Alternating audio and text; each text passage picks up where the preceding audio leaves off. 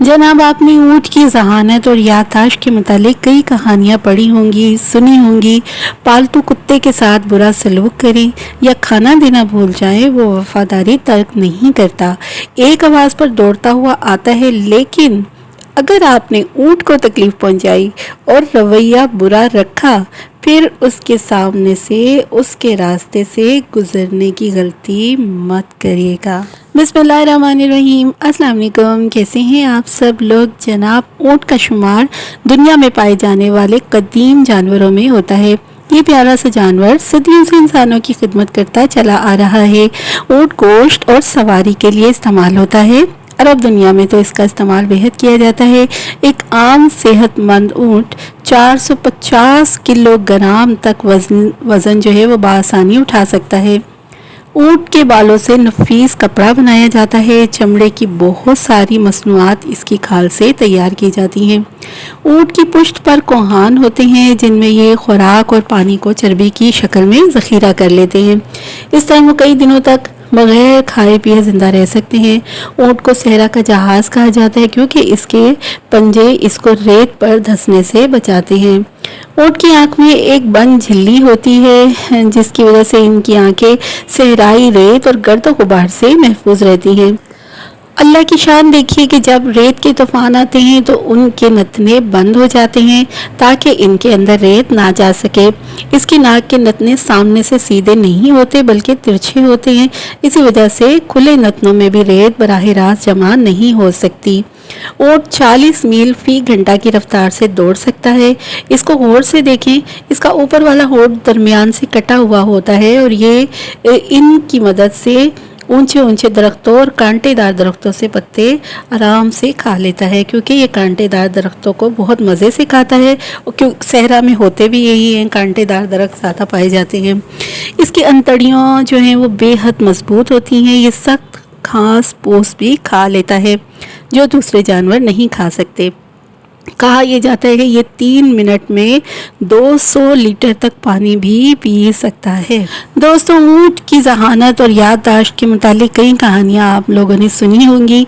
पालतू कुत्ते के साथ अगर आप बुरा सलूक करें या खाना ना दें तो वो वफादारी तक नहीं करता, एक आवाज़ पर दौड़ता हुआ आता है। लेकिन अगर आपने ऊँट को तकलीफ़ पहुँचाई और रवैया बुरा रखा, फिर उसके रास्ते से गुजरने की गलती मत कीजिएगा।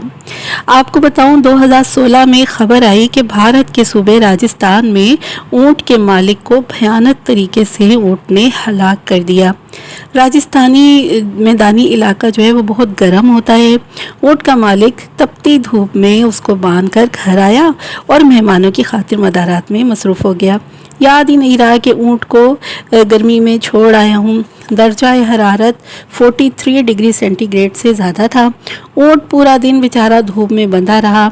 शाम को ख्याल जब आया मालिक को, तो वो भागा और रस्सी खोलने गया। सख्त गर्मी में दिन गुजारने से ऊँट के तेवर बिगड़े हुए थे। गुस्से में मालिक को गर्दन से दबोच कर ज़मीन पर पटक दिया। दोबारा गर्दन दबोची और तन से जुदा कर दी।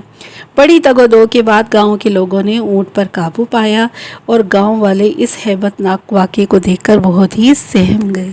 तो जनाब, अगर आप भी कुर्बानी के लिए ऊँट लेने का सोच रहे हैं तो बहुत ही एहतियात कीजिएगा, क्योंकि आँख ओझल पहाड़ ओझल वाली बात ऊँट पर सादिक नहीं आती। ऊँट बहुत ही ताज्जुब रखने वाला जानवर है और अपने साथ की गई ज़्यादती नहीं भूलता। अब आप जान लीजिए कि ऊँट के मालिकान जो है वो उसके बदला लेने वाली आदत से कैसे बचते हैं। वो ऐसी जगह छुप जाते हैं जहाँ से ऊँट का गुजर हो।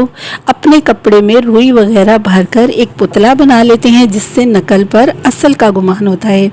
जब ऊँट वहाँ से गुजरता है तो रुक कर कपड़े सूंघता है। सवार यानी मालिक की बू से मानूस होने के सबब पहचान लेता है कि इसी ने मुझे तकलीफ़ पहुँचाई थी। इंतकामी जज्बात गालिब होते हैं। वो पुतले पर पैर रखता है, जब तक इत्मीनान ना हो जाए इधर उधर पटकता है और बदले की आग बुझने के बाद रवाना हो जाता है। चूँकि इजहार के बाद गुस्सा ख़त्म हो चुका होता है, तो फिर ऊँट के मालिक दोबारा इसी ऊँट पर सवारी कर सकते सकते हैं। दोस्तों, ऊँट को एक बीमारी लगती है जिसका नाम हयाम है। इसका इलाज सांप को जिंदा निगलना है।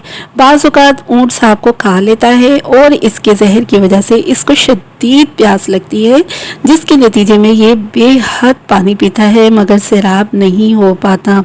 सांप को निगलने की वजह से इसकी आंखों में आंसू आने लगते हैं। इन आंसुओं को बहुत ही कीमती तस्वर किया जाता है। इन्हें चमड़े की थैली में महफूज कर लिया जाता है।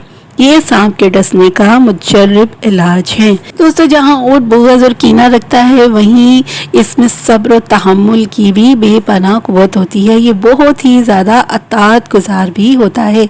इसकी फरमाबरदारी का ये आलम है कि अगर कोई चोया भी चाहे तो इसकी नकेल दबाकर बआसानी जहाँ चाहे इसको ले जा सकती है। अगर आप ऊँट लेकर आए कुर्बानी के लिए तो देखिएगा कि ऊँट जब ज़मीन पर बैठता है तो इसका जिस्म थोड़ा सा ऊपर उठा होता है और बैठने की हालत में इस तरह की सिचुएशन किसी और जानवर के साथ नहीं होती। दोस्तों, अल्लाह ने ऊँट को ऐसी सिफात से नवाजा है जो दूसरे जानवरों में नहीं है।